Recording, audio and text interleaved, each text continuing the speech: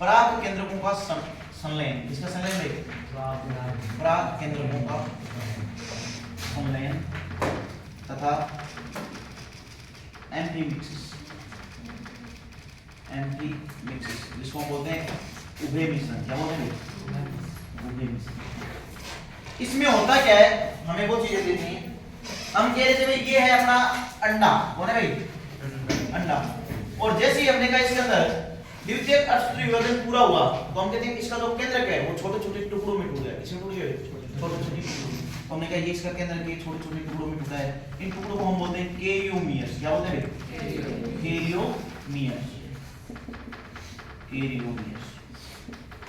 और हम कह रहे हैं स्पर्म है वो पूरा का पूरा इसके अंदर आ गया। स्पर्म की जो पूंछ भाग है वो नष्ट हो जाएगी। एक्ट्रोसोम है वो हम पहले कह रहे हैं इसकी झिल्लियां तोड़ने के लिए नष्ट हो गया था। अब बचा कौन? तो हम कह रहे हैं इसका बचा एक तो केंद्रक, कौन बचा भाई? और एक बचा इसका सेंट्रियोल, कौन बचा भाई? प्रोक्सिमल या डिस्टल? प्रोक्सिमल। कौन सा भाई? प्रोक्सिमल। ठीक है, हम कहेंगे ये जो सेंट्रियोल है ये अकेला भाग, यानी कि दो बदल जाएंगे। कितने मतलब ये डुप्लीकेट हो जाएगा। आ गया देखो अंडाणु में द्वितीयक अर्धसूत्री विभाजन पूर्ण होता है।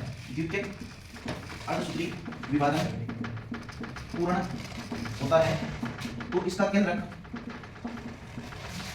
छोटे छोटे खंडों कैरियोमियर्स में टूट जाता है तथा शुक्राणु अवशिष्ट उपप्लाज्म से जलीय पदार्थ अवशोषित कर फूल जाता है। अगर फूले तो होंगे इसकी झिल्ली हट गई।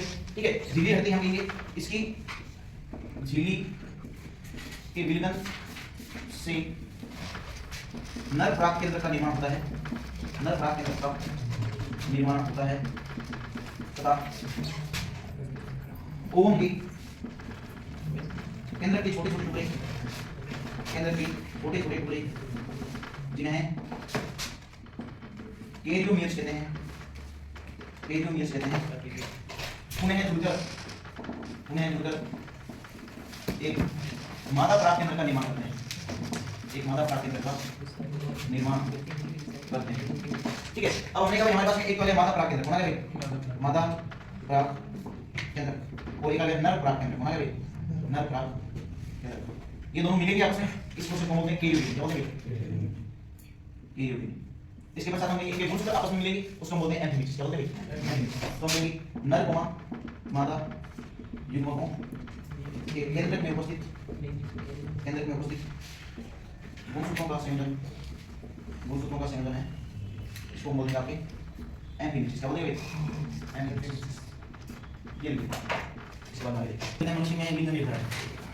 मनुष्य में लिंग निर्धारण हम कहते हैं मनुष्य के नर के अंदर कितने गुणसूत्र होते हैं भाई? अरे नर में कितने गुणसूत्र? 44 प्लस है। और मादा के अंदर है 44 प्लस है। इसमें हम कहेंगे युग्म में बनेंगे 22 प्लस x और 22 प्लस है। और इसमें हम कहेंगे कौन से आएंगे? 22 प्लस x और 22 प्लस है x। अगर हम कहें ये शुक्राणु अगर इस अंडाणु के सामने मिलता है तो हमें क्या मिलेगा? 44 प्लस है x। तो लड़का बनेगा कि लड़की? लड़की। अगर ये हम इसके साथ में मिल जाए तो क्या बनेगा? 44 प्लस है x। लड़का की लड़की? लड़की। हमने कहा अगर ये इसके साथ में मिले तो हमें क्या मिलेगा? 44 प्लस है x y। लोटा मिलेगा कि रोटी? लोटा बोले तो लोटा। इसे क्या मिलेगा भाई? 44 प्लस है x y। फिर से एक लोटा हुआ, लोटा बोलते हैं वैसे कुछ। हमने कहा लिंग निर्धारण आप लोग जेनेटिक्स में से कैसे करते हैं? ये यहाँ पर इसलिए बताया गया है क्योंकि आज भी गांव के अंदर ये भ्रांतियां चलती है कि किसी की लड़का नहीं हो रहा तो पत्नी को छोड़ दो, उसकी जगह दूसरी ली हो। उसके अंदर रियल गलती उससे महिला की नहीं होती, लेडीज की नहीं होती है। रियल तो कमी तो पुरुष में ये x गुणसूत्र बनाया जा रहा है तो y का आएगा कहां से?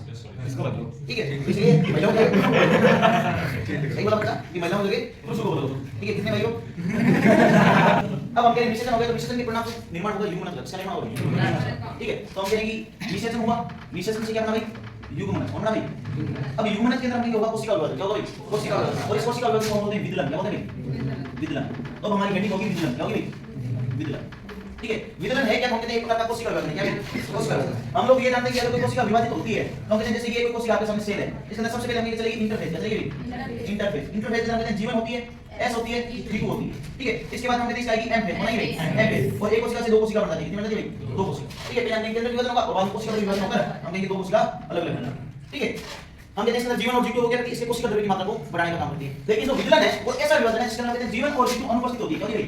G1 और G2 अनुपस्थित होती है। और जो S है वो भी थोड़ी छोटी प्रावस्था है इसमें, ठीक है। तो हम कहेंगे S प्रावस्था भी बहुत छोटी होती है, यानी कि इसका मतलब S प्रावस्था हो तो रही है भाई, S हो तो रही है, इसका मतलब हम कह रहे हैं DNA की मात्रा बढ़ रही है भाई, DNA की मात्रा बढ़ रही है, संख्या बढ़ रही है, मात्रा बढ़ रही है, मात्रा, ठीक है। तो कहेंगे डीएनए बढ़ रहा है, इसका मतलब ये होगा कि उसी कोशिका के अंदर डीएनए का मान बढ़ रहा है, यानी केंद्र के जो घटक है उसका मान बढ़ रहा है, यानी हम कहेंगे कैरियोप्लाज्मिक इंडेक्स बढ़ रहा है। क्या बढ़ रहा है? कैरियोप्लाज्मिक इंडेक्स KI, आप लोगों ने सेल वाले पढ़ा होगा KI, कैरियोप्लाज्मिक इंडेक्स, हम कहेंगे वो बढ़ रहा है, ठीक है। तो हम कहेंगे इसके लिए कोशिका क्या करेगी? अपना आकार समान बनाए रखेगी, क्या करेगी? समान बनाए रखेगी, ठीक है। जो कोशिकाओं का समूह है उसका आकार समान रहेगा, लेकिन कोशिकाओं की संख्या बढ़ती रहेगी। कैसे? तो हमेशा जैसे ये आपका है ह्यूमनस, कौन है भाई? ह्यूमनस, ठीक है। इसके अंदर एक कोशिका कैसा भाई? एक कोशिका द्विगुणित है, कैसा भाई? द्विगुणित है। इसने हमने कहा विभाजन कर लिया, इसका आकार तो सेम है लेकिन इसने दो कोशिकाएं बना दी, कितने बना दी? दो कोशिकाएं, ठीक है। ये कहते हैं हमने कहा इसने दो से बना दी चार, कितने बना दी? आकार क्या सेम है चेंज हुआ? अरे सेम है चेंज हुआ, तो चार हो गया, 1 2 3 4, ठीक है। अभी तक इसका पूरे का आकार कैसा है? सेम है, लेकिन इसके अंदर कोशिकाओं की संख्या बढ़ रही है, कोशिकाओं की संख्या बढ़ रही है, ठीक है। हमने कहा 4 से बड़ी 8, कितनी बनी गई? 8, छोड़ हो गया ना, हमने ऊपर बढ़ा ये बन गई आपके 5, कितनी बनी गई? 8 8 कोशिकाओं की संख्या बढ़ गई 16 कोशिका, कितनी कोशिका? 16 कोशिका, तो ये लीजिए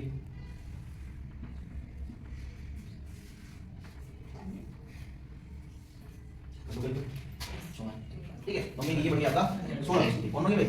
और 16 कोशिका की अवस्था को हम क्या बोलते हैं? मोरुला। ये गाना भी है, कौन सा? मोए आज इंस्टाग्राम पे ट्रेंड है। मोरुला तो एक मारवाड़ी सॉन्ग है, आगरे के महीना में अच्छा हुई, ठीक है। वो मोरुला है, ये मोरुला है, ठीक है। इसको हिंदी में बोलते हैं, क्या बोलते हैं हिंदी में? क्या बोलते हैं इसको? तो तक इसकी संरचना होती है सेतु के समान, इसके समान नहीं, सेतु, सेतु बोले तो मलबेरी, कौन सी बेरी? मलबेरी, ठीक है। 16 कोशिका होता है। अब हम ये जो मोरुला है ये बदलेगा ब्लास्टुला, इसको बदलेगा ब्लास्टुला। ब्लास्टुला का मतलब क्या है? इसकी जो कोशिकाएं हैं सारी बाहर आ जाएगी, अंदर हम एक खोखली गेंद बन जाएगी, समझेंगे? इसको बोलते हैं ब्लास्टुला, क्या बोलते हैं?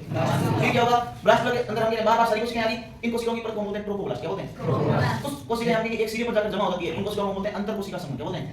उनमें से कुछ कोशिकाएं होती है स्टेम सेल, समझ गए? इनके अंदर ऐसी क्षमता होती है कि वो शरीर के किसी भी अंग या ऊतक का निर्माण कर सकते हैं। इसके अंदर एक बड़ी सारी गुहा होगी, एक खाली जगह होगी, उसको बोलते हैं ब्लास्टोसील, क्या बोलते हैं? ठीक है। अब तक हमने जो मोरुला तक स्टेज देखी है, यहां तक हम कह रहे हैं कि ह्यूमनस के ऊपर एक परत है, कौन है भाई? एक परत है, इस परत का नाम है जोना पेलुसिडा, कौन है भाई? Zona pellucida, zona pellucida. कहां तक है? मोरुला तक, कहां तक भाई? मोरुला। जैसे हम कहेंगे मोरुला से ब्लास्टुला बनेगा, ये जोना पेलुसिडा धीरे धीरे विलुप्त हो जाएगी, गायब हो जाएगी, ठीक है। तो हम ये कह सकते हैं कि जैसे ही इधर उधर नहीं, जैसे ही ये ब्लास्टुला में होगा, इसमें होगा ब्लास्टुला, तो हम कहेंगे ये एकदम खोखली गेंद बन जाएगी, क्या बनेगी? खोखली गेंद। और हमने कहा इसकी कोशिकाएं वो कहां आ गई? एक सिरे पर आ गई, इसको हम बोलते हैं ब्लास्टुला, क्या बोलते हैं? ब्लास्टुला। इस ब्लास्टुला के अंदर हम धीरे धीरे परिवर्तन आएंगे और हम कुछ कोशिका समूह है एक सिरे पर जमा हो जाएगा, कहां जमा हो जाएगा? एक सिरे पर जमा हो जाएगा। और इन कोशिकाओं के समूह को बोलते हैं ICM, बोले तो अंतर कोशिकीय समूह, क्या बोलते हैं? अंतर कोशिकीय समूह। हम कह सकते हैं इनर सेल मास, क्या बोलते हैं? इनर सेल मास। इन कोशिकाओं से आगे जाकर बनती है स्टेम सेल, बनती है। और स्टेम सेल हमारे शरीर की वो कोशिका जो किसी भी अंग या ऊतक का निर्माण कर सकती है, किसी भी अंग या ऊतक का निर्माण कर सकती है, ठीक है। अब हम कहेंगे इसके ऊपर जोना पेलुसिडा नहीं है, इसके ऊपर जोना पेलुसिडा नहीं है, यानी हम कहते हैं यहां पर जोना पेलुसिडा क्या हो गई? हट गई, हमें जोना पेलुसिडा हट गई, ठीक है। दोनों पेलुसिडा हटाना क्यों जरूरी था? कि हम कहते हैं जब निश्चित झिल्ली बनती है तो वहां पर जोना पेलुसिडा का भाग होता है और वो एकदम कठोर भाग है, और अपने को इसको क्या करना है? गर्भाशय के अंदर अंतरोपित करना, क्योंकि जब तक जोना पेलुसिडा रहेगी अंतरोपित नहीं हो सकता, ठीक है। और हमें पता है कि अब तक हमारी एक प्रावस्था चल रही है, इसका नाम स्रावी प्रावस्था, कौन सी प्रावस्था? तो हम कह रहे हैं अपने अंत्य गर्भाशय को यानी एंडोमेट्रियम को एकदम लिपिपा बना चुकी है, एकदम लचीला बना चुकी है, एकदम चिपचिपा बना चुकी है, तो हम कहेंगे वो चिपचिपा ही और ये जाकर उसके अंदर अंतरोपित हो जाएगी। कैसे? तो हमने कहा जैसे ये है अपना एंडोमेट्रियम, बोले एंडोमेट्रियम, इस एंडोमेट्रियम के पास में ये वाली स्पेस आएगी, ठीक है। ये हमने कहा धीरे धीरे इसकी अंदर जाएगी, हमने इसका जो एंडोमेट्रियम का पार्ट है इसको बाहर से बिल्कुल कवर कर लेगा, अरे ऐसे जैसे मैंने कहा एंडोमेट्रियम है, एंडोमेट्रियम ये इसके पास ये ब्लास्टुला, कौन है? ब्लास्टुला। जैसे ब्लास्टुला इसको टच करेगी तो ब्लास्टुला कुछ एंजाइम निकलेगी, तो इसकी झिल्ली को हम अंदर की तरफ डालने का काम करेगी, तो हम कहेंगे जैसे ब्लास्टुला इसी झिल्ली को अंदर भेजेगी, कहां भेजेगी? अंदर भेजेगी, तो एंडोमेट्रियम क्या करेगी? आधा, और इसको पूरी तरीके से लेगी और 9 महीने तक अपने अंदर इस तरीके से रखेगी, ठीक है। तो हमने कहा ये कौन है? अरे ये कौन है? एंडोमेट्रियम। और ये कौन है? ब्लास्टुला या ब्लास्टुला। ये हम कहेंगे धीरे धीरे इसके अंदर आएगी, ठीक है, और पूरी तरीके से इसके द्वारा कवर कर जाएगी। 9 महीने तक इसके अंदर इसका परिवर्तन होगा, ठीक है। और ये जो परिवर्तन हो रहा है गर्भ का परिवर्तन है, इसका गर्भ का भ्रूण का, इसको हम बोलते हैं भ्रूणीय परिवर्तन, क्या बोलते हैं? हम कहते हैं पहले महीने के अंदर एक हार्ट साउंड सुनाई देगी, क्या देगी? हार्ट साउंड सुनाई देगी। अगर आपको कोई पूछे कि सबसे पहले तंत्रिका का निर्माण होता है क्या हृदय का निर्माण होता है, तो कहते हैं सबसे पहले तंत्रिका का निर्माण होता है, सबसे पहले न्यूरलाइजेशन होता है, तंत्रिका उद्गम होता है। क्या होता है? तंत्रिका उद्गम। ठीक है, उसके बाद हम कहते हैं ऑर्गेनोजेनेसिस होता है, किसी भी अंग का निर्माण होता है। ठीक है, अब कौन से अंग का निर्माण कब होता है? अपने जितना इंचार्ज देगा उतना ही पढ़ना है। पहले तो ये भी पढ़ा जाता था कौन सा अंग एक्टोडर्म से बना है, कौन सा मेसोडर्म से। अब अपने को वो नहीं पढ़ना, हालांकि इसमें भी आगे देखेंगे कि जो इनर सेल मास है इसके दो पार्ट होते हैं, एक एपिब्लास्ट एक होलोब्लास्ट। ठीक है, उससे हम कहते हैं कि आपकी 3 जर्म लेयर बनती है। कितनी जर्म लेयर बनती है? 3। सबसे पहले कौन सी होती है भाई? भाई जर्म लेयर देखें हम, तना स्तर करेंगे भाई, तना स्तर। तो सबसे पहले कौन होती है? एंडोडर्म एमिलो। अरे सबसे पहले कौन सी होती है? एंडोडर्म, एक्टोडर्म या मेसोडर्म? कौन सी सबसे पहले होती है? एक्टोडर्म। कौन सी होती है? इसके बाद होती है एंडोडर्म, और सबसे लास्ट में कौन सी होती है? मेसोडर्म। इसके निर्माण के आधार पर मैंने क्रम लिखा है। अरे यहां किसी को डाउट? ठीक है, अब हम कहेंगे जैसे ये इसके अंदर अंतरोपी हो जाएगा, हम कहेंगे इसका अंतरोप होगा। क्या होगा? अंतरोप होगा। तो हम कहेंगे इसे गुण से हम कहेंगे अंगुलीनुमा छोटी-छोटी अंकुर निकलेंगे, इनको बोलते हैं कोरियोनिक विलाई। क्या बोलते हैं? या जरायु अंकुर। क्या बोलते हैं? जरायु अंकुर। ये हम कहेंगे मां के जो उत्तक है, ठीक है, मां के शरीर के जो उत्तक है उनके साथ हम कहेंगे इस तरीके से अंतर अंगुली युक्त होंगे। कैसे नहीं? अंतर अंगुली युक्त, यानी इंटरडिजिटेड। कैसे नहीं? इंटरडिजिटेड। ठीक है, अब इस तरीके से हो गए, और हम कहेंगे ये हो जाएंगे गुण के नाम से। कहां से जाएंगे? गुण के नाम से। और हम कहेंगे अपरा का निर्माण करेंगे। किसका निर्माण करेंगे? अपरा का काम क्या है? तो हम कहेंगे अपरा करती है पदार्थों का स्थानांतरण। किसका स्थानांतरण? आवश्यक पदार्थ जैसे गैसें हैं, पोषण वगैरह है, कोई हार्मोन वगैरह है, कोई एंटीबॉडी वगैरह है, और जो गुण के दूसरे पदार्थ हैं उनको लाने का काम करती है। अपरा के अंदर हम कहते हैं आपकी एक तो होती है अम्लिकल वेन। कौन होती है? Umbilical when. और दो होती है अम्लिकल आर्टरी। कौन होती है? Umbilical artery. आर्टरी में हमेशा किसका ब्लड जाता है? शुद्ध या शुद्ध। लेकिन यहाँ पर उल्टा होता है, यहाँ पर अम्लिकल आर्टरी में डीऑक्सीजनेटेड ब्लड होता है और अम्लिकल वेन के अंदर ऑक्सीजनेटेड ब्लड होता है। ठीक है, हम कहेंगे प्रोसेस धीरे-धीरे चलता रहेगा। 90 मिनट के अंदर हम कहते हैं प्लेसेंटा धीरे-धीरे वीक पड़ जाएगा। अब प्लेसेंटा वीक पड़ा तो हम कहेंगे प्लेसेंटा क्या करता है? एचसीजी का उत्पादन करता है, और एचसीजी प्रोजेस्टेरोन बनाए रखता था। ठीक है, तो हम कह रहे हैं जैसे प्लेसेंटा वीक हुआ एचसीजी का उत्पादन कम, एचसीजी का उत्पादन कम, हमने कहा प्रोजेस्टेरोन का उत्पादन कम, और प्रोजेस्टेरोन का उत्पादन कम, हमने कहा बन जाएगी, यानी संकुचन होंगे। उस वक्त भ्रूण परिपक्व हो चुका है। तो भ्रूण लक्षित गुण है, और जो अपरा है ये हम कहेंगे आपकी गर्भाशय के अंदर कुछ संकुचन पैदा करेगी। वो मैसेज जाएगा किसके पास में? हाइपोथैलेमस। किसके पास जाएगा? हाइपोथैलेमस देगा पीट्यूटरी, किसको देगा? और पीट्यूटरी रिलीज करेगी ऑक्सीटोसिन। क्या रिलीज करेगी? जैसे ऑक्सीटोसिन रिलीज हुई हमने कहा गर्भाशय संकुचन और ज्यादा तेज होगी, और ज्यादा तेज हुआ हम एक बच्चा बाहर है, इसी को बोलते हैं प्रसव। क्या बोलते हैं? पार्चुक्स। अब बच्चा जन्मा है तो भूखा थोड़ी नहीं रहेंगे, उसको दूध भी पिलाना पड़ेगा। तो दूध के लिए हम कहेंगे मां रातों में नहीं दूध निर्माण प्रक्रिया चालू होगी। ठीक है, तो हम कहेंगे दूध मिले। अब बात आती है प्लेसेंटा के कार्य। किसके कार्य में? प्लेसेंटा बोले तो अपरा। अपरा के कार्य क्या है? तो हम कहेंगे कुछ तो हार्मोन बनाती है। हार्मोन कौन से? हम कहेंगे एस्ट्रोजन बनाती है, प्रोजेस्टेरोन बनाती है, ह्यूमन आपके प्लेसेंटल लैक्टोजन बनाती है HPL, एक बनाती है HCG, human chorionic gonadotropin. Female के अंदर जो यूरिन वाला जो टेस्ट होता है, प्रेगनेंसी टेस्ट, हम प्रेगनेंट किट वगैरह से करते हैं, उसके अंदर ये जो HCG है इसी का काम होता है। क्योंकि फीमेल आपको सोती है हम कहते हैं HCG बनाए उसकी बॉडी में, तो सुबह यूरिन करेगी, यूरिन के अंदर HCG की मात्रा आएगी। ठीक है, तो इसीलिए हम लोग कहते हैं कि प्रेगा वाला टेस्ट है वो सुबह सुबह जल्दी करें तो फायदे में रहता है, क्योंकि उसके अंदर रिजल्ट एक्यूरेट आने के चांस रहते हैं। ठीक है, तो HCG की उपस्थिति ही गर्भावस्था का संकेत है, क्योंकि HCG, HPL और रिलैक्सिन तीन ऐसे हार्मोन हैं जो सिर्फ और सिर्फ आपके गर्भावस्था में ही बनते हैं और कभी नहीं बनते। HCG, HPL और रिलैक्सिन। समझ गए? HCG, HPL और रिलैक्सिन। HCG की form human chorionic gonadotropin, HPL की ह्यूमन प्लेसेंटल लैक्टोजन। क्लियर बात है? ठीक है, चलिए देखो इसको हम बोलते हैं ट्रोफोब्लास्ट। और अंदर हम कह रहे हैं कोशिकाओं का समूह एक सिरे पर इकट्ठा हो जाता है। ठीक है, इन कोशिकाओं के समूह को हम कहते हैं अंतर कोशिका समूह। क्या बोलते हैं भाई? या ICM। क्या बोलते हैं भाई? Inner cell mass. क्या बोलते हैं भाई? Inner cell mass. ठीक है, या हम हिंदी में कहते हैं अंतर कोशिका समूह है। इनमें कुछ कोशिकाएं होती है जिनका नाम होता है स्टेम सेल। क्या नाम है भाई? Stem cell. ये आगे जाकर हम कहेंगे हमारे किसी भी अंग या ऊतक का निर्माण करती है। ठीक है, हम कहेंगे यहाँ पर ये जो बीच में कैविटी इसका हमने नाम दे दिया ब्लास्टोसील। क्या नाम दिया भाई? ब्लास्टोसिस्ट। अब क्या होगा भाई? हम कहेंगे निषेचन के लगभग 6 दिन तक, किस दिन तक?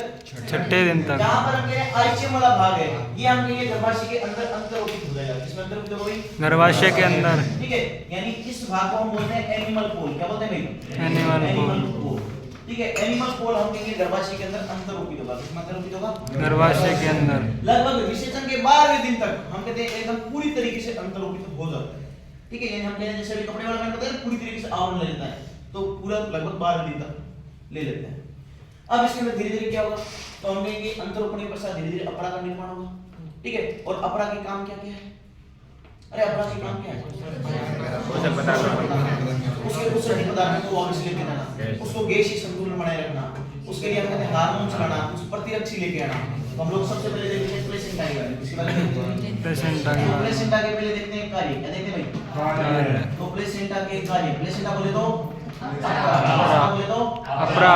इसका पहला कार्य है कि ये अंत्यस्रावी की तरह काम करता है। किस तरह काम करता है? अंत्यस्रावी की तरह। हम कहेंगे हार्मोन निकलता है एस्ट्रोजन। कौन सा भाई? प्रोजेस्टेरोन। कौन सा भाई? प्रोजेस्टेरोन। एक हम इससे हार्मोन बताते हैं, उसका नाम है कोरियोनिक। क्या नाम है भाई? कोरियोनिक कोर्टिकोट्रोपिक। कोरियोनिक कोर्टिकोट्रोपिक। एक इससे निकलता है कोरियोनिक थायरोट्रोपिक। कौन सा निकलता है भाई? Chorionic thyrotropic. अभी दोनों का काम क्या है भाई? हम कहते हैं ये तो क्या करता है, जो एड्रिनल कोर्टेक्स के हार्मोन है उनको बढ़ाए रखता है, क्योंकि अपनी एनसीईआरटी क्या कहती है कि सहग्रहता के समय मादा के शरीर में एस्ट्रोजन, प्रोजेस्टेरोन, आपकी थायराइड तथा एड्रिनल कोर्टेक्स के हार्मोनों का स्तर अपने उच्चतम लेवल पर होता है। ये बात लिख रखी है एनसीईआरटी के अंदर, मैं अपनी मर्जी से नहीं बोल रहा हूं, ठीक है। तो इनको बढ़ाने का कारण कौन है? यह है कोरियोनिक कोर्टिकोट्रोपिक और कोरियोनिक थायरोट्रोपिक। थायरोट्रोपिक तो क्या करेगा? थायराइड का लेवल बढ़ा देगा। किसका बढ़ाएगा भाई? थायराइड का। और ये क्या करेगा? एड्रिनल कोर्टेक्स के हार्मोन का। किसका भाई? एड्रिनल कोर्टेक्स के हार्मोनों का लेवल है बढ़ा देगा। अब देखिए, अब इससे तीन हार्मोन ऐसे निकलते हैं जो सिर्फ और सिर्फ आपके पाए जाते हैं प्रेगनेंसी के टाइम पे। कब पाए जाते हैं भाई? प्रेगनेंसी के टाइम में। इनका नाम है HPL। क्या नाम है भाई? HCG। क्या नाम है भाई? रिलैक्सिन। क्या नाम है भाई? HPL का नाम है ह्यूमन प्लेसेंटल लैक्टोजन। क्या नाम है भाई? Human placental lactogen. इसका एक दूसरा नाम और भी है, और वो नाम है कोरियोनिक। क्या नाम है भाई? Chorionic somatomammotropic hormone. Somatomammotropic hormone. अगला है भाई HCG। कौन है भाई? HCG। तो HCG से निकलता है human chorionic gonadotropin hormone. Clear? Relaxin हमें पता है कि सहग्रहता के लास्ट के अंदर प्रसव के लिए काम आता है। अब हमें ये देखना है ये जो प्लेसेंटा है ये हमने इसके कार्य के लिए है क्या? अरे है क्या ये? तो हम कहते हैं कि जो भ्रूण है, कौन है भाई? भ्रूण है। और जो मादा है, तो मादा के जो गर्भाशय ऊतक है और भ्रूण के जो ऊतक है, उन दोनों के मिलने से बनी हुई एक संरचना है जिसको हमने नाम दिया प्लेसेंटा। क्या नाम दिया भाई? प्लेसेंटा। हम कहते हैं ये पूरी की पूरी आपके ब्लड के अंदर डूबी रहती है। जो मादा का ब्लड है किनारे किनारे उसके अंदर डूबी रहती है, तो हम इसको बोलते हैं हीमोरिकल प्लेसेंटा। क्या बोलते हैं भाई? हीमोरिकल प्लेसेंटा। ठीक है। हम कहते हैं ये डिस्क शेप जो कोरियोनिक विलाई होते हैं उनसे बनी होती है, इसलिए हम इसको बोलते हैं डिस्कोइडल प्लेसेंटा। क्या बोलते हैं भाई? जब भ्रूण का परिवर्तन हो जाता है और बच्चे का जन्म हो जाता है, उसके बाद हम कहते हैं प्लेसेंटा फेंक दी जाती है, पूरी तरीके से नष्ट हो जाती है, ठीक है। इसलिए हम इसको बोलते हैं डेसिडुअल प्लेसेंटा। क्या बोलते हैं भाई? Decidual placenta. अरे यहां तक किसी को कोई डाउट? और हमें ये पता है कि जो जरायु अंकुरक होते हैं कोरियोनिक विलाई, उनका भी इसमें योगदान होता है, इसलिए हम इसको बोलते हैं कोरियोनिक प्लेसेंटा। क्या बोलते हैं भाई? Chorionic placenta. ठीक है। तो इसके चार नाम है। कई बार पूछ सकता है कि मानव में कौन से प्रकार का प्लेसेंटा है, तो इन चारों में से कोई भी दे, सारे से। बस अगर ये दे दिया ना कि मानव में अपरा माता के रुधिर के पूरी तरीके से संपर्क में रहती है, इसलिए इसे कहा जाता है, उस टाइम को ये मत गिरे ना डेसिडुअल। ठीक है। तो मैं परिभाषा भी लिखा हूं, ठीक है। तो पहले ये लिखो, इसके बाद में लिखो।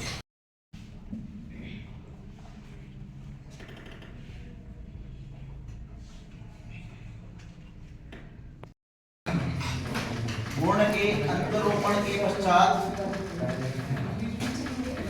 कोष कोरक बोले तो ट्रोपोब्लास्ट। कौन होता भाई? ट्रोपोब्लास्ट पर अंगुली सदृश्य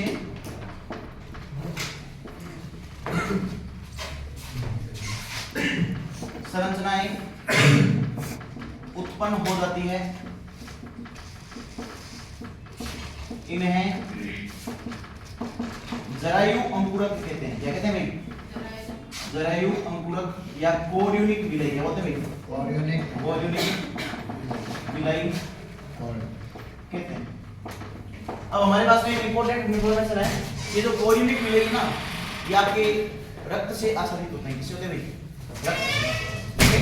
तो आपका जो पहला एक क्वेश्चन था, इसको कोरियोनिक प्लेसेंटा क्यों कहते हैं? क्योंकि हम कहते हैं कोरियोनिक विलाई से बनता है। Chorionic villi. अब दूसरा क्वेश्चन है कि इसको हम हीमोकोरियल प्लेसेंटा क्यों बोलते हैं? क्योंकि हम कहते हैं कि जो जरायु अंकुरक है, ठीक है, इनसे हम तेरे प्लेसेंटा बना है, और ये कहते हैं रक्त से आसादित रहता है। किससे भाई? रक्त से। तो अगला पॉइंट है कि ये जरायु अंकुरक रक्त से आच्छादित रहते हैं। अरे अक्सर छोटे तो नहीं ज्यादा, बता देना भाई। बहुत बड़ा है। हाँ, आवाज ना चलो ये लिखो यहाँ तक। जरायु अंकुरक है और जो गर्भाशय उत्तक है वो हम कहते हैं एक दूसरे के साथ अंतर अंगुली युक्त हो जाते हैं। कैसे हो जाते हैं भाई? यानी इंटर डिजिटेड। कैसे भाई? Inter digitated. तो हम कहेंगे ये जरायु अंकुरक। हाँ भाई ये जरायु अंकुरक बोले तो कोरियोनिक विलय। कौन सी विलय भाई? कोरियोनिक विलय तथा गर्भाशय उत्तक एक दूसरे के साथ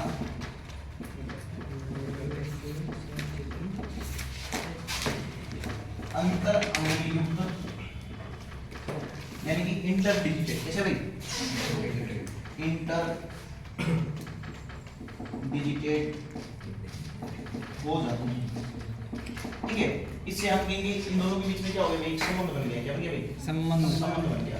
तो जो हम कह रहे हैं संरचनात्मक और क्रियात्मक इकाई है। क्या भाई? संरचनात्मक और क्रियात्मक इकाई है। इसी को हम क्या बोलते हैं? अपरा। ठीक है, हम कहेंगे इस संबंध से एक संरचनात्मक एवं क्रियात्मक इकाई का गठन होता है। इकाई का गठन होता है जिसे अपरा कहते हैं। क्या कहते हैं भाई? अरे यहां तक किसी को डाउट भाई? अच्छा भाई, जिसको बोलते हैं फिक्सर। क्या बोलते हैं? वो छोड़ देती है और उसका जो पोषण होता है कोशिश हो जाता है। अब हमारी कोई मम्मी अंडे थोड़ी देती है, हमें बच्चे के रूप में पैदा करती है। ठीक है, तो हमें अंदर पोषण भी चाहिए, तो हमें पोषण देने के लिए क्या किया है भाई? अपरा का निर्माण किया है। ठीक है, तो हम लिखेंगे अधिकांश स्तनधारियों में अंडे वो हम कहते हैं एपिकी होते हैं। कैसे होते हैं? एपिकी होते हैं। अतः उनमें निर्मित होने वाले भ्रूण के पोषण हेतु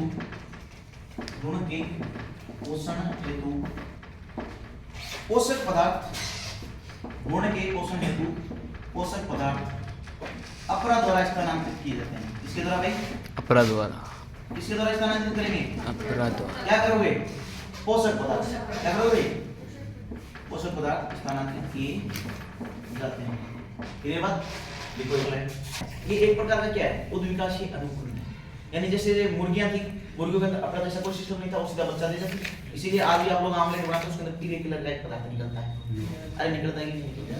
अब तो पहले मुर्गी एक अंडा, पहले मुर्गी एक अंडा। ये बताओ पहले पक्षी है कि स्तनधारी? और हम लोग ये कहते हैं कि स्तनधारियों से उद्विकास के थ्रू कौन बने थे? पक्षी बने थे। तो कहीं ना कहीं जो स्तनधारियों का अंडा था उसमें कोई ना कोई परिवर्तन हुआ, उसी से पक्षी बने। तो बताओ पहले मुर्गी एक अंडा, दोनों एक साथ आगे सर। इससे हम कह रहे हैं छोटे छोटे अंगुलीनुमा वलन निकले हैं। ठीक है, अंगुली से अपने जरा प्रोजेक्शन निकल रहे हैं। ये हम पहले तो पूरे फैले होते हैं, बाद में धीरे धीरे ये डिस्क के जैसे हो जाते हैं। ठीक है, तो हम कहेंगे प्रारंभ में जरायु अंकुरक पूरे कोषपरक पर फैले रहते हैं, परंतु बाद में ये केवल डिस्क रूप में ही रह जाते हैं। डिस्क रूप में ही रह जाते हैं। लिखो ये भ्रूण के साथ कहां से जुड़ेगी भाई? ये हमने मातृ शरीर में बता दिया भाई, यहाँ पर जुड़ गई। ठीक है, हमने ऐसे एक संरचना बनाई थी, हमने कहा था मातृ शरीर में यहाँ पर जुड़ गई। ठीक है, अब भ्रूण के साथ में कैसे जुड़ेगी? तो भ्रूण में हम कहते हैं कि स्थान होता है जिसका नाम था नाभि। क्या नाम होता है भाई? नाभि। ठीक है, इस नाभि से एक रज्जु निकलेगा। क्या निकलेगा?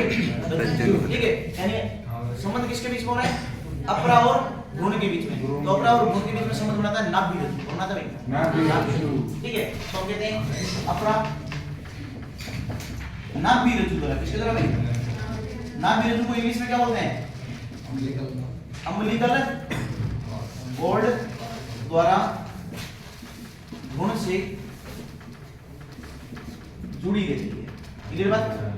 ये लिखो भाई। ठीक है, और इसका जो उसके पोषक पदार्थ है वो लेके जाएगी और उत्सर्जित पदार्थ है वो लेके आएगी। ये हम लोग बात पहले कर चुके हैं। पोषक पदार्थ के साथ साथ हमने कहा हार्मोन भी लेके जाएगी और कुछ प्रतिरक्षी भी लेके जाएगी।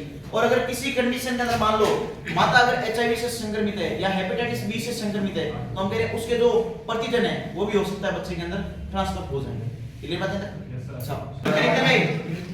मूर्णीय परिवर्तन देखो भाई, मूर्णीय परिवर्तन को बोलते हैं एम्ब्रियोनिक डेवलपमेंट। क्या बोलते हैं भाई? एम्ब्रियोनिक डेवलपमेंट या गेस्टेशन। क्या बोलते हैं भाई? गेस्टेशन। इसके अंदर सबसे पहले हम कहते हैं होता क्या है तो कहते हैं सबसे पहले होता है न्यूरलाइजेशन। क्या होता है भाई? न्यूरलाइजेशन। न्यूरलाइजेशन यानी तंत्रिका का निर्माण। किसका निर्माण भाई? तो कहेंगे तंत्रिका ऊतक का निर्माण। दूसरी प्रोसेस होती है इसका ऑर्गेनोजेनेसिस। क्या होता है भाई? ऑर्गेनोजेनेसिस यानी कि अंग निर्माण। इसका निर्माण भाई? अंग निर्माण। अंग निर्माण में आप लोग देखते हैं कि पहले मंथ में, इसमें फर्स्ट मंथ में इसको हालांकि हम कहते हैं 9 महीने की होती है। जो भ्रूण परिवर्तन 9 महीने का होता है। कितने का होता है भाई? 9 महीने का। हम कह सकते हैं 9 महीने के जगह हम ये भी लिख सकते हैं 7 महीना में आया था 38 वीक। क्या लिख सकते हैं भाई? लग रहा है मेरे वो सत्यवाणी से होता है। ये तो लग रहा है मेरे ठीक है। हम कहते हैं 9 महीने में होता है। ठीक है 9 महीना हुआ। ये 38 वीक भी लिख सकते हैं। क्यों लिख सकते हैं? 9 चौके 36 और 2 38। ठीक है कई 36 लिखते हैं अपने 38 में लिख सकते हैं। ठीक है क्योंकि दो आपके 4 वीक का मतलब 28 दिन होते हैं। 7 चौके 28 दिन। 2 दिन ऊपर बढ़ाएं उसके लिए हमें 2 वीक एक्स्ट्रा कर दिया 38 वीक। यहां हम लिख सकते हैं 268 दिन। कितने दिन भाई? अगर हम रियलिटी में ये देखें ना तो हम कहते हैं 9 महीने और 7 दिन का होता है। कितना होता है? 9 महीने और 7 दिन का। लेकिन आज की तारीख में जो जनरेशन है वो बहुत ही मॉडर्न होती जा रही है। वो 9 महीने में पूरी टिक नहीं पाती। 8.5 महीने में पाती। 7 वाले तो कोई एक्सेप्शनल होते हैं। ठीक है 100 में से 2-3 लेकिन आज का जो टाइम है ना इसका ये है कि भाई लगभग 8.5 महीने 9 महीने में डिलीवरी हो जाएगी। पहले ये होता था औरतों के 9.5 महीने तक नहीं होते थे। देखो भाई पहले महीने में हम कहते हैं बनता है हृदय। कौन बनता है भाई? पहले महीने बनता है हृदय। और आप स्टेथोस्कोप लगा के हृदय की धड़कन सुन के पता लगा सकते हो भाई अंदर बेबी है। ठीक है तो हम कहते हैं कि पहले महीने के अंदर क्या होता है? पहले महीने के अंत तक हम कहते हैं स्टेथोस्कोप। कौन सा भाई? क्या होता है भाई? आपने देखा डॉक्टर के पास गए, डॉक्टर 2 इधर डालता है और एक यहाँ छाती पे लगाता है। आप कहता है जोर से सांस लो। डॉक्टर कहता है यो करो। फिर यहाँ पीठ पे लगा के देखता है। ठीक है तो वो क्या है? स्टेथोस्कोप। उसके थ्रू क्या करता है? वो चेक करता है हार्ट की रेट सही है।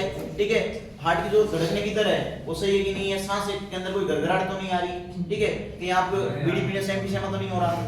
ठीक है वो सब चेक करके बताता है। ठीक है वो हम कहते हैं स्टेथोस्कोप से हृदय की ध्वनि सुनी जा सकती है। ठीक है दूसरे मंथ में क्या होगा भाई? हम कहेंगे हाथों और पैरों की अंगुलियां बन जाती है। क्या बन जाती है? हाथों और पैरों की अंगुलियां बन जाती है। हम कहेंगे हाथ और पैर की अंगुलियां बन जाती है। अब जैसे आपका फर्स्ट ट्राइमेस्टर खत्म होगा हम कहते हैं अपने एक तिमाही के हिसाब से 3 तिमाही ले सकते हैं। ठीक है भाई 3 महीनों की एक तिमाही। ठीक है दूसरी तिमाही वही इसका मतलब 6 महीने। तीसरी तिमाही इसका मतलब 9 महीने। इसको हम बोलते हैं ट्राइमेस्टर। क्या बोलते हैं? ट्राइमेस्टर। हम कहेंगे जैसे अपना फर्स्ट ट्राइमेस्टर कंप्लीट होगा ठीक है यहां तक हम कहेंगे लगभग सभी अंग बन गए इसके। क्या बन गए? ठीक है जननांगों सहित। इसके सहित भाई जननांगों सहित लगभग सभी अंग निर्मित हो जाते हैं।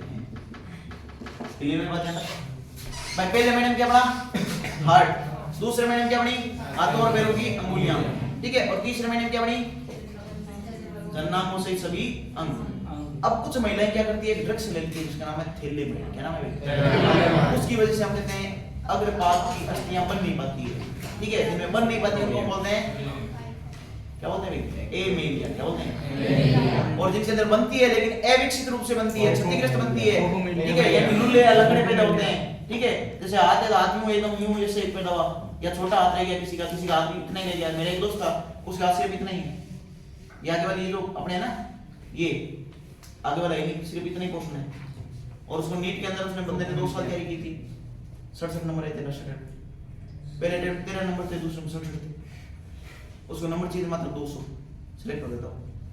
हीट में नंबर नहीं है उसका।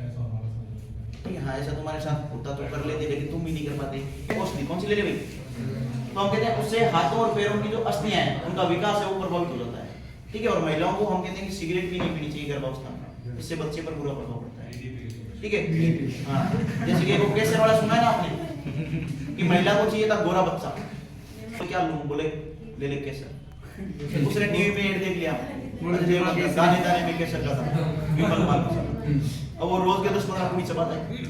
ठीक है, और पीक भी गिर जाए, बच्चा निकला एकदम सोनी भी होते मनोजवा केसरी। और वो 12 कह रहा है वो सामने से 12 पीक मारा है, बोले जवा केसरी। इसमें सीधा लेंगे 500 महीने में, इसमें देखें 500 महीने 5 महीने। ठीक है, 500 महीने के अंदर सब बोलेंगे ऑल इज वेल। क्या बोलेंगे भाई? All is well. रखो दिल पे हाथ, रखो दिल पे हाथ और बोलो all is well. All is well. किसी ने लात मारी? ठीक है, हम कहते हैं यहाँ पर हमें पहली बार प्रतिष्ठित देनी है, यानी कि पहली बार या प्रथम बार गुण की गतिशीलता, गुण की गतिशीलता। ठीक है, और यहाँ पर क्या हो जाएगा? Hair transplant. क्या हो जाएगा भाई? Hair transplant. यानी पहली बार सिर पे बाल उगने लगे। ठीक है, इसी पर बाल उगने लगे, सिर पर लग गए अब तक बाल उगने लगते हैं। अभी भी देख लेना भाई, किसी के अगर वापस बाल उग रहे हैं इसका मतलब 500 महीना है।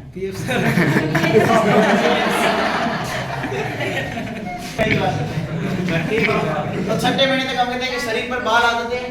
ठीक है, और इस टाइम आपकी अलग होती है पलकें। कौन अलग होती है? पलकें धीरे धीरे खुलनी चाहिए। अब मेरे को ये समझ नहीं आया, पलकें गर्भावस्था के अंदर खुली, अंदर वो देखेगा क्या? बात तो सही है। भाई चूहों की तो मैंने देखा है, चूहों का परिवर्तन तो मैंने देखा है कि मेरे घर पे एक बार तो चूहे भी, एक बार क्या होता है साली भी आती है। क्योंकि दीपावली का सप्लाई करते हैं तो वहां पे चूहे भी देखी जाती है, उनकी आंखें यूं बंद होती है, वही छोटे छोटे छोटे यूं डोलते रहते हैं। ठीक है, लपटते रहते हैं। बिल्ली के भी हमने देखे, तो बिल्ली मेरे घर पे हर साल जाती है। ठीक है, हाँ बिल्ली का सूप भी बना जाता है, क्योंकि बिल्ली की जो पेशेंट होती है अपरा, जिसको हम बोलते हैं जर। ठीक है, अगर वो जर किसी को मिल जाए तो कहते हैं भाई साहब वो बड़ा 25 है। धन्य है भाई। ठीक है, तो छठे महीने के अंदर पलकें अलग होती है। क्या होता है भाई? पलकें अलग होती है। पलकों को हम बोलते हैं आईलिड्स। क्या बोलते हैं भाई? आईलिड्स हम कहते हैं सेपरेट होती है। क्या होती है भाई? सेपरेट होती है। ठीक है, और साथ में हम कहते हैं आपकी बनती है आईब्रो। क्या बनती है भाई? आईब्रो। यही वो महीना है जिससे पार्लर वालों की कमाई होती है। काश अगर ये स्टेप गायब हो जाता तो आईब्रो बनती है। ठीक है, तो हम कहते हैं इस टाइम आईब्रो बनने लग जाती है। क्या बनने लग जाती है भाई? आईब्रो। इसके बाद हम सीधे चलते हैं 9वें महीने। 9वें महीने, 9वें महीने तक हम कहते हैं भ्रूण का जो परिवर्तन है वो पूर्णतः हो चुका है। अब भ्रूण क्या है? प्रसव के लिए, इसके लिए क्या है? ठीक है, तो हम ये भ्रूण का परिवर्तन पूर्ण हो जाता है। भ्रूणीय परिवर्तन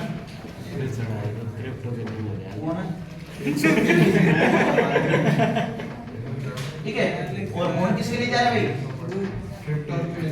भ्रूण प्रसव के लिए तैयार। ठीक है भाई, वेरी गुड।